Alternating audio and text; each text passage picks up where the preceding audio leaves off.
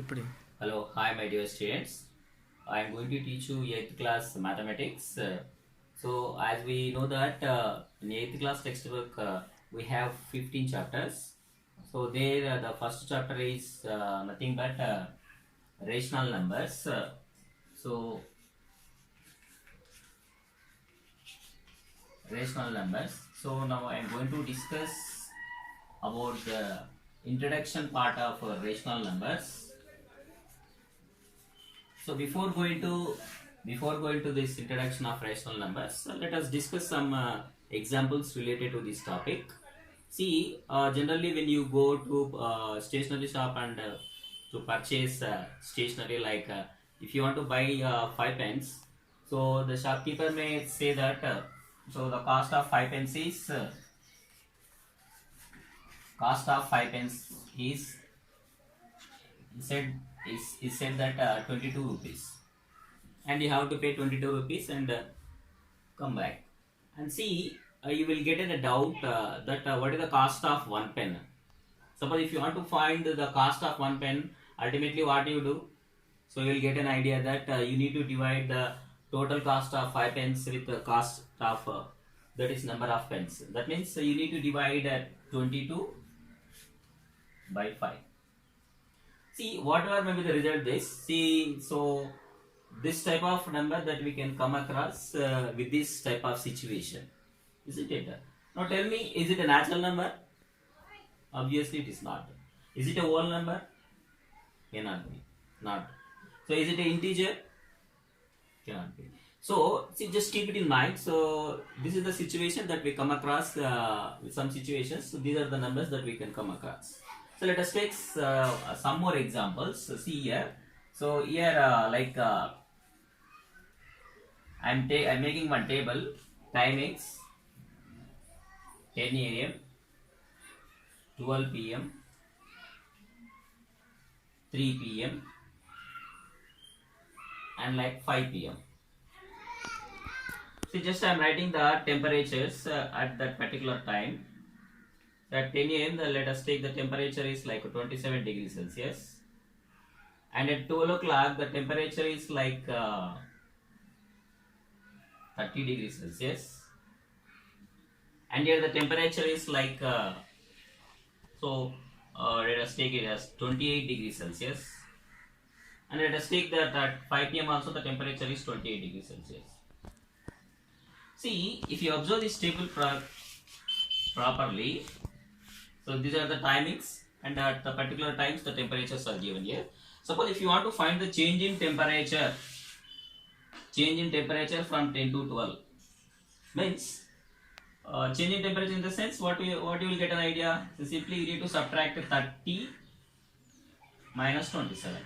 So this is the change in temperature from 10 a.m. to 12 p.m. See how many hours in between this? 11, 12. So 2 hours are there. That means 3 degrees Celsius is the change in temperature in 2 hours. Suppose if you want to find the change in temperature in 1 hour. 1 hour means what? See, this is the temperature, change in temperature for 2 hours. If you want to find the change in temperature per 1 hour, what to do? You should take divide this by 2. Divide this by 2. In the same way, if you want to find the change in temperature from 12 to 3, 12 to 3, can you tell me? So what is the change in temperature here? 28 minus 30 degrees. 28 minus 30. That is nothing but minus 2. So now this is the change in temperature from 12 to 3. How many hours are? 1, 2, 3. 3 hours. Change in temperature in 3 hours. If you want to find the change in temperature per hour here, so that means by 3. By 3. See, here we got one number like 22 by 5. Here we will get a number like 3 by 2. And here we get one more number like minus 2 by 3. In the same way, let us take here the change in temperature. Tell me here. So 28 minus 28, that is nothing but 0. By 3 to 5, 2 hours are there. But if you want to find the change in temperature per hour, that is nothing but 0 by 2, like this 0. See, just observe, concentrate on the numbers what you got here. 22 by 5, 3 by 2, minus 2 by 3, 0. See, in the previous classes, you may not observe these type of numbers. Are all these natural numbers? No. Are all these whole numbers? No, maybe this one. Are all these integers? No, except this, these are all not integers. So now these type of numbers that we come across with the different type of situations, just now I have given two examples. So now in all these cases, just observe all these numbers, 22 by 5, 3 by 2, minus 2 by 3, 0. So like this, in all these cases, you can observe one thing that here see, say it is like as you know that this one is said to be numerator, this one is said to be denominator. So in all these cases, numerator by denominator are there. So if you want to generalize, so in all these cases, if you want to generalize this, see, we can generalize like this. See, let us take one alphabet P in the numerator, an alphabet Q in the denominator. So now these are all the numbers in the form of P by Q. These are all the numbers in the form of P by Q.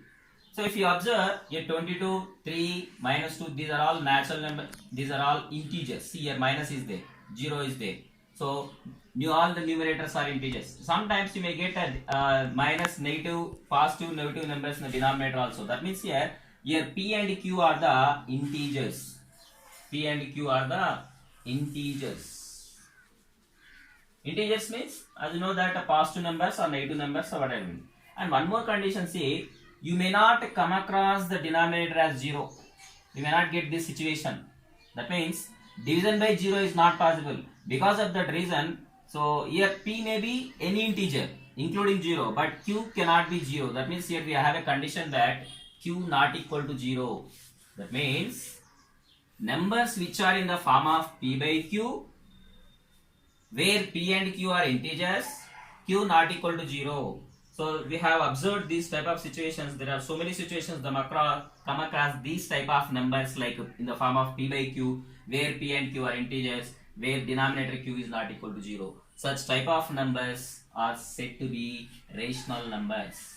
Such type of numbers are said to be rational numbers. So in the previous classes, you have learnt up to natural numbers, whole numbers and integers properly. As you enter into the 8th class, so this is the first chapter that we dealing with all the different type of sums. So we need to learn about these rational numbers.